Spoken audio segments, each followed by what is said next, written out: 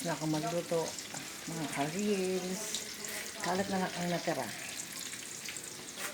Nasa tindahan na lahat ang aking mga niluto. At nagpiprito ako ng talong. Talong.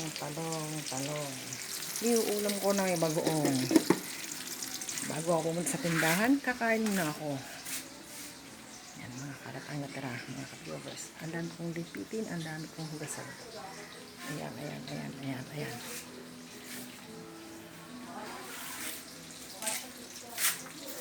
Ang dami kong hugasan. Ayan, ang hugasan ko. Ayan.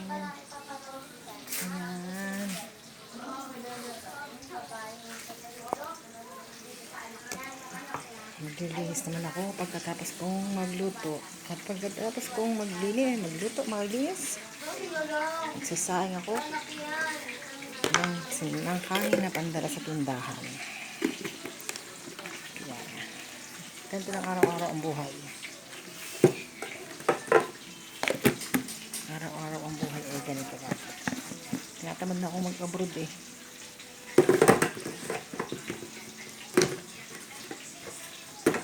Gusto ko mag-abroad na ewan. Hindi ko maintindihan. Gusto ko lang bumalik sa ibang bansa. Pero kahit tinatamad na. Ang gusto ko pa. Ano yun? Ganun lang yun. Natira akong itlog. Pang bukas ulit. Para sa tortang talong. Diba? Ganyan lang yun araw-araw ang buhay.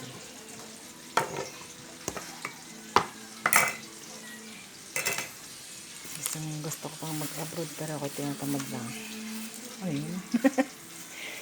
Gusto ko mag-abroad pero tinatamad. Wow.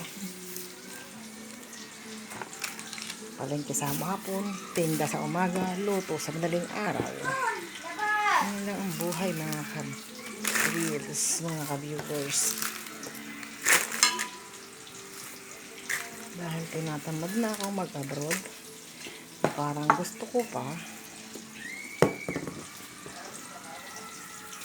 hindi ko alam. Mabilis lang naman ako makalis pag ako nag-apply. Kasi ex-abroad na ako. Yung kagandahan sa ex-abroad. Kahit ito ay medyo may edad na, mabilis ka pa rin makakaalis. Kasi ex-abroad na ikaw. Linis-linis lang. Ligpit-ligpit lang tayo. Ligpit-ligpit lang tayo. Yan, dito ako nagluluto ng mga